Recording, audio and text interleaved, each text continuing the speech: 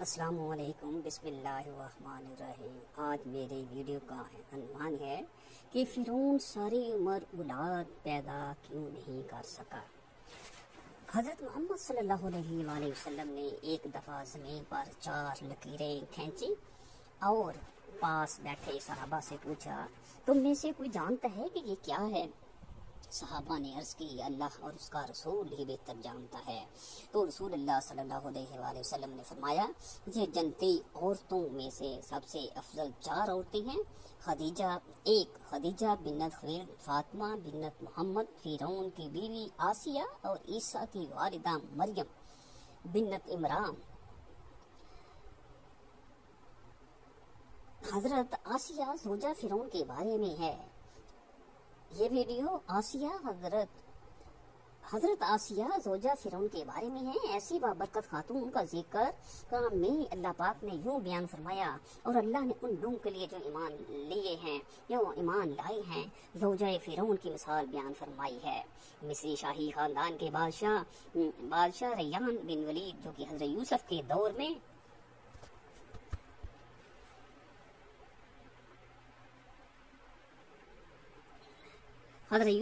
میں تھے اور ان پر ایمان لائے تھے۔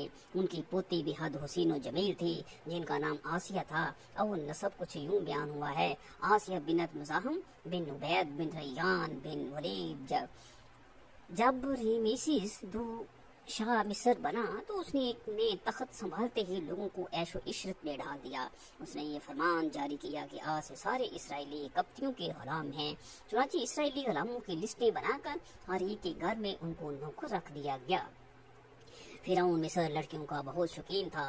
اس کے تخت شاہی پر بیٹھتے ہی اسرائیلیوں نے اپنے لڑکیوں کے گھروں سے باہر نکلنے پر پابندی عائد کر دی۔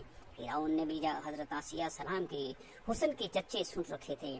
ایک دن فرعون نے حضرت آسیہ کے سارے خاندان کو دعوت پر مدعو کیا۔ جب وہیں پر ان کے والد سے حضرت آسیہ کا رشتہ مانگ لیا۔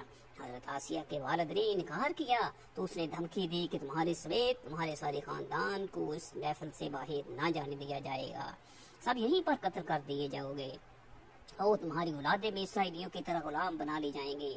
یعنی بادشاہت کے زور پر حضرت آسیہ اور فرعون مصر کی شادی ہو گئی۔ حضرت آسیہ تو شادی سے پہلے فرعون کے ظلم و ستم کی داستانیں سن چکی تھیں اور دل میں فرعون کے لیے نفرت بڑھ چکی تھی، لیکن اس شادی میں اللہ پاک کی رضا شامل تھی، کیونکہ اللہ کے پیغمبر حضرت موسیٰ کو فرعون کے محل میں حضرت آسیہ کے ہی پاس پرورش پائی تھی۔ حضرت آسیہ چونکہ حضرت یوسف کی شریعت پر عمل پیرا تھی اور ایک خدا کو ماننے والی تھی، شادی کی پہلے ہی رات جب فرعون کمرے میں داخل ہوا تو دیکھا کہ اس کی بیوی آسیہ اللہ کی عبادت میں کھڑی ہیں۔ ناظرین، یہاں یہ بات بتاتے چلیں کہ حضرت آسیہ سے شادی کرنے تک فرعون نے خدائی کا دعویٰ نہیں کیا تھا۔ چونکہ فرعون حضرت آسیہ کی محبت میں گرفتار تھا تو وہ پہلے ہی رات سے حضرت آسیہ کے ناز و نخرے برداشت کرنے لگے۔ اس نے حضرت آسیہ کی عبادت میں مداخلت نہ کی اور انتظار کرتے کرتے سو گیا۔ اس طرح اللہ پاک نے حضرت آسیہ کو فرعون کی صحبت سے محفوظ رکھا اور وہ آپ پر قادر نہ ہوا۔ بعض روایات تو اس طرح ملتی ہیں کہ جب بھی فرعون حضرت آسیہ کی خلوت گاہ میں داخل ہوتا تو حضرت جبرائیل فرعون اور حضرت آسیہ کے درمیان پر وہ حائل فرما دیتے، جس سے وہ ساری رات پر سکون سویا رہتا۔ کچھ کتابوں میں لکھا ہے کہ اللہ نے فرعون کو نامرد کر دیا تھا، جس وجہ سے وہ حضرت آسیہ سے صحبت ہی نہ کر سکا۔ ان سب کے باوجود فرعون اپنی بیوی حضرت آسیہ سے بے پناہ محبت کرتا تھا۔ بعض روایات میں فرعون کی ایک بیٹی کا ذکر بھی ملتا ہے۔ آپ کو یہ بتاتے چلیں کہ وہ لڑکی انہوں نے کسی سے لے کر پالی تھی۔ فرعون کا حضرت آسیہ سے پیار ہی تھا کہ جب حضرت موسیٰ علیہ السلام ایک صندوق میں ملے تو حضرت آسیہ کے کہنے پر اس نے حضرت موسیٰ کو اپنے گھر میں رکھ لیا۔ حضرت آسیہ کے چونکہ کوئی اولاد ہی نہ تھی، اس لیے آپ نے حضرت موسیٰ کو اپنا بیٹا بنا لیا اور فرعون سے کہنے لگی، یہ بچہ میری اور تیری آنکھوں کی ٹھنڈک ہے، اسے قتل نہ کرنا۔ سورۃ القصص جیسے جیسے حضرت موسیٰ پرورش پاتے رہے تو حضرت آسیہ آپ کے معجزات دیکھ دیکھ کر حیران ہوتے رہیں اور دل میں یہ جان لیا کہ یہ بچہ کوئی عام نہیں ہے۔ ان کی توقعات کے عین مطابق جب حضرت موسیٰ نے نبوت کا اعلان فرمایا تو حضرت آسیہ ان پر ایمان لے آئیں، لیکن اپنا ایمان لانا بہن والوں سے چھپا کر رکھا۔ ان کا ایمان لانے کا واقعہ کچھ اس طرح ہے کہ ایک دن فرعون کے دربار میں ایک باندی کو لایا گیا کہ یہ حضرت موسیٰ پر ایمان لے آئی ہے۔ فرعون نے اس باندی کے تینوں بچوں کو اس کے سامنے ابلتے ہوئے تیل میں ڈالنے کا حکم دیا اور ساتھ ہی اس باندی سے کہا کہ اب بھی وقت ہے، مجھے اپنا خدا بنا لے۔ لیکن باندی کا ایمان بہت ہی پختہ تھا۔ خیر، اس باندی کے سامنے اس عورت کے تینوں بچوں نے ابلتے تیل میں جان دے دی۔ اس کے بعد فرعون نے اس باندی کو بھی تیل میں ڈالنے کا حکم جاری کیا۔ حضرت آسیہ سلام اللہ علیہ نے یہ منظر دیکھا کہ اس عورت اور بچوں کی روح ایک نورانی جسم میں آسمان پر لے جائی گئی، تو انہیں یقین ہو گیا کہ حضرت موسیٰ اللہ کے سچے پیغمبر ہیں اور ان کا دین بھی سچا ہے۔ قصر فرعون روز بروز پرآشوب ہوتا گیا اور آسیہ نے فرعون سے کنارہ کشی اختیار کر لی۔ حضرت موسیٰ کا دفاع کرتی رہیں۔ حضرت موسیٰ علیہ السلام کے چاہنے والے فرعون کے سپاہیوں کے ہاتھوں ظلم و ستم کی بھیڑ چڑھ رہے تھے اور انہیں بے دردی کے ساتھ قتل کیا جا رہا تھا، یہاں تک کہ فرعون نے حضرت موسیٰ پر ایمان لانے والے ایک شخص کے جسے قرآن کریم نے مومن آل فرعون کے نام سے یاد کیا ہے بڑی ہی بے دردی سے قتل کر دیا، جس کے بعد آسیہ کے صبر کا پیمانہ چھلک اٹھا اور کھلم کھلا فرعون کی مخالفت کرنے لگے۔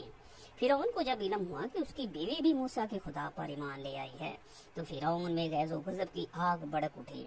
پہلے پہر تو اس نے اپنے بیوی کو اکیلے میں سمجھایا کہ اگر میری بیوی ہی مجھے خدا ماننے سے انکار کرے گی تو پھر بہت سے لوگ سرکشی کریں گے، لیکن حضرت آسیہ نہ مانی بلکہ فرعون کو بھی دین کی دعوت دی اور کہا کہ اللہ پاک سے معافی مانگ کر موسیٰ علیہ السلام پر ایمان لے آؤ۔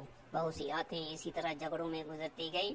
جب محل فرعون میں یہ باتیں ہونے لگیں کہ فرعون کی لاڈلی بیوی ہونے کی وجہ سے آسیہ کو کوئی سزا نہیں دی جا رہی تو فرعون غصے میں آ گیا۔ اس نے سب سے پہلے مار پیٹ شروع کی اور خود اپنی پاک بیوی کو سزائیں دینے لگا۔ وہ حضرت آسیہ کو پورا دن تپتی ریت پر ننگے پاؤں کھڑا رکھتا اور رات کو ان کے پیروں کے زخموں پر خود نمک لگاتا۔ اسی طرح کئی دن گزر گئے یا فرعون کو یہ یقین ہو گیا کہ اب حضرت آسیہ کو وہ حضرت موسیٰ کے دین سے نہیں منحرف کر سکتا، تو اس نے اپنی بیوی کو سخت سزا دینے کا فیصلہ کیا۔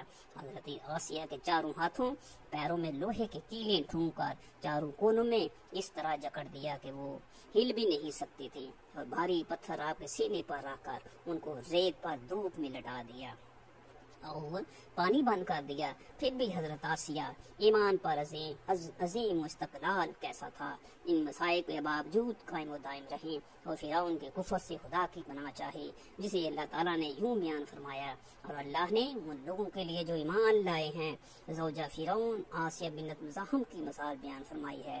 جب اس نے عرض کیا ہے میرے رب تو میرے لیے جنت میں اپنے پاس ایک گھر بنا دے اور مجھ کو فرعون اور اس کی عمل بد سے نجات دے دے اور مجھے ظالم قوم سے بھی بچا لے۔ ایک روایت تو یہ ہے کہ فرعون نے حضرت آسیہ کی کھال اتروا دی اور پھر ان پر چٹان کو گرا دیا۔ اللہ اکبر! لیکن یہ زیادہ تر مفسرین یہ روایت کرتے ہیں کہ جب حضرت آسیہ ہاتھ پاؤں میں کیلیں ٹھوک کر باندھا گیا تو ان کی روح پرواز کر گئی تھی۔ آپ کا مزار پورنوار مصر میں ہی واقع ہے۔ حضرت آسیہ کا اپنے ایمان پر قائم رہنا آج کے تمام مسلمانوں کے لیے مشعل راہ ہے۔ خاص طور پر خواتین کے لیے یہ درس ہے کہ عورت کے اندر بھی اتنی طاقت قوت موجود ہوتی ہے، وہ ہر طرح کے ظلم و ستم کے آگے پہاڑ بن سکتی ہیں۔